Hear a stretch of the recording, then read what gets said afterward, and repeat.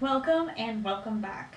Last episode we talked about how technology has changed the comic industry, embracing the digital e-market and opening the door for indie creators to produce and profit on webcomics, regardless of publisher support. But the industry isn't the only thing changing with the times. Looking at some of the most popular and innovative webcomics in recent years, we're seeing the beginning of something new, a burgeoning hybrid medium that fully utilizes the flexibility of a web-based platform, the communal nature of the internet, and established visual literacy standards for multiple mediums. These hybrids don't really have a defined, recognized term to identify them yet. More often than not, they're just lumped under the umbrella term of webcomic. But these hybrids are doing something different, breaking away from the traditional comic structure and becoming something new, something that we'll tentatively define as a multimedia webcomic. So what's a multimedia webcomic? Broadly stated, it's any work of sequential art originally distributed on a website that incorporates multiple mediums to convey information. In addition to the comic art, a multimedia webcomic may include video, from live action to animation, audio, such as music, sound effects, or voice acting, written text, separate from what's included on the images, and even interactive elements. The extent of multimedia incorporation depends on the webcomic. Some may just play music in the background as you read an otherwise typical comic, while others are entirely based on interaction and animation, which is to say, a lot of very different looking works can all be categorized as multimedia webcomics. It's effectively a catch-all term, significant in that it characterizes a shifting trend in digital storytelling. Traditionally, stories are contained within their medium. A franchise may branch out to different mediums through convergence, supplementing the source material or adapting the original to another form, but these multimedia works are different. They utilize a variety of different platforms and mediums together to tell a singular, coherent narrative. Nothing supplemental. Each piece, each medium, is essential to understanding the story as a whole, which means we're dealing with something new. Stories that are somehow comics, movies, books, and games all rolled into one unique, innovative experience. Let me tell you about Homestuck. Perhaps the most landmark example of a multimedia webcomic is the internet phenomena Homestuck, written by Andrew Hussey from 2009 to 2016.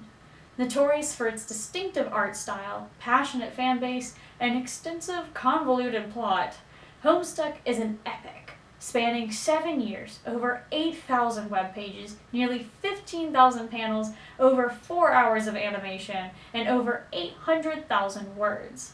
To provide a little bit of perspective, the complete Lord of the Rings trilogy clocks in at about 480,000 words. The webcomic has been described by the PBS Idea Channel as the Ulysses of the Internet, and by Tor.com as the first great work of internet fiction. And the emphasis on Homestuck as an internet story may seem belittling, if not for the fact that Andrew Hussey made use of the multimedia web platform in a way few other storytellers have. Each page of Homestuck follows a similar pattern. At the top of the page is the title, typically describing the action that prompted the new page. Immediately below the title is some sort of image. For some pages, the images are traditional stills, but many are GIFs, playing a small animation on loop. Below the image is the narrative text, either written as a narrator speaking in second person you and yours, or as dialogue between the characters. This dialogue is almost entirely written as chat logs, with the characters messaging each other over the fictional chat client PesterChum. First-time readers might be tempted to skip the Show Pester Log button below the images, but the majority of the story goes down in these chat dialogues between characters.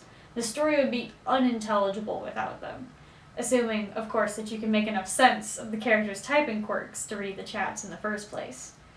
And finally, at the bottom of the page is the next command. By clicking to the next page, Hussey makes the reader complicit in the continuation of the story. We tell the characters what to do, providing a sense of shared control and responsibility for whatever happens next. The command predictably becomes the title of the next page.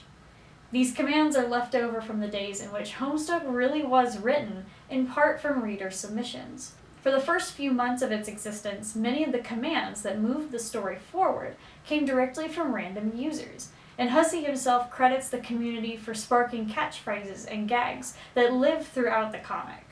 And although he stopped taking user-suggested commands, Hussey retained the format, drawing readers in with the sense and the nostalgia of a story where we share authorship. But Hussey didn't stop with animated GIFs. Especially for important and climactic scenes, Homestuck incorporates flash animated movies, music, and even occasional interactive games for readers to explore. Homestuck is a webcomic with an official 10-volume soundtrack and a total of 27 digital albums for sale, creating an auditory experience out of what had previously been conceived as a purely visual art medium. Not to mention that a lot of those albums come from fan-created songs, again pulling into this interactivity. As noted, Homestuck is also a webcomic with over 4 hours of video content, blurring the line between animation and traditional comics. I can only describe the animation in Homestuck as the purest example of sequential art I've ever seen. After all, animation is simply a series of drawings that give the illusion of motion, but in his flash animations, Hussey fuses that movement with juxtaposed stills, calling upon the tradition of Sergei Eisenstein's montage editing. Montage editing is different from the classical Hollywood editing style we typically see in blockbuster movies, a style known as invisible or continuity editing. Invisible editing aims to be just that, invisible, so that viewers forget they're watching a film that's been deliberately edited.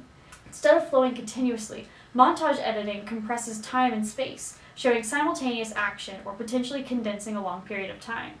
Montage editing also preaches the importance of dynamic contrast.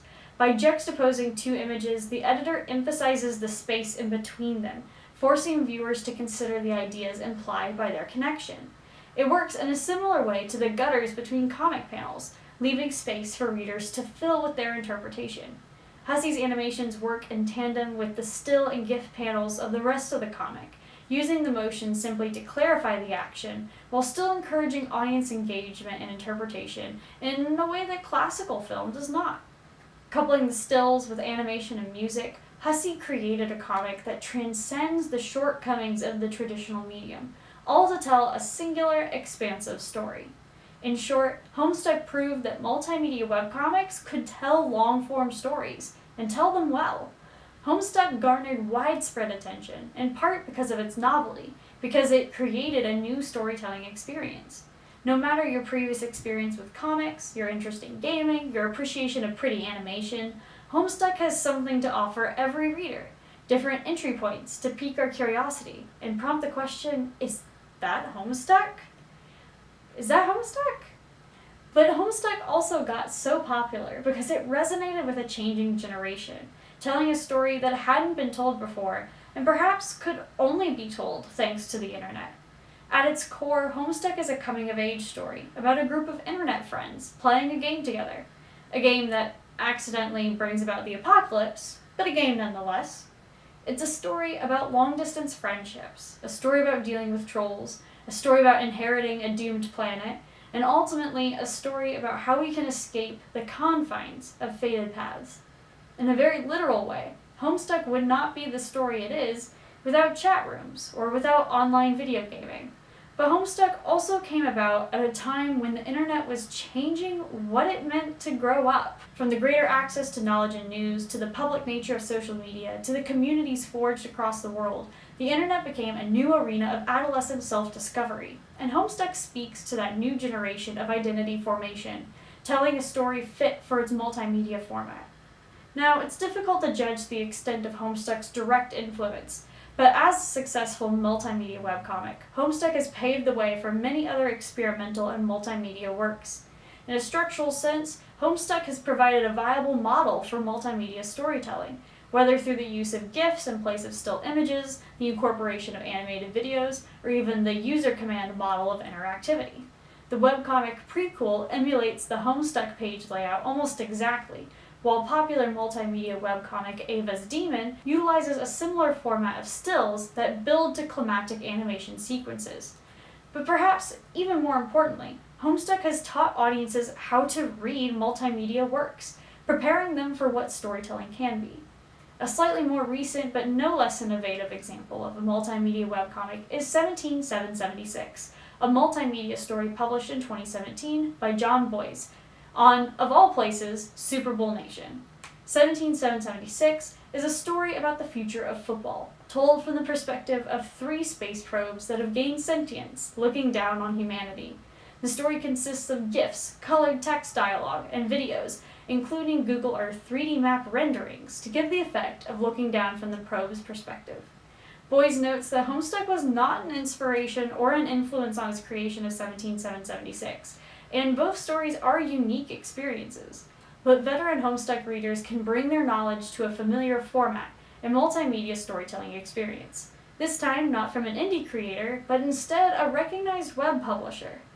As noted in previous episodes, these shifts show how the industry is changing with the evolving media.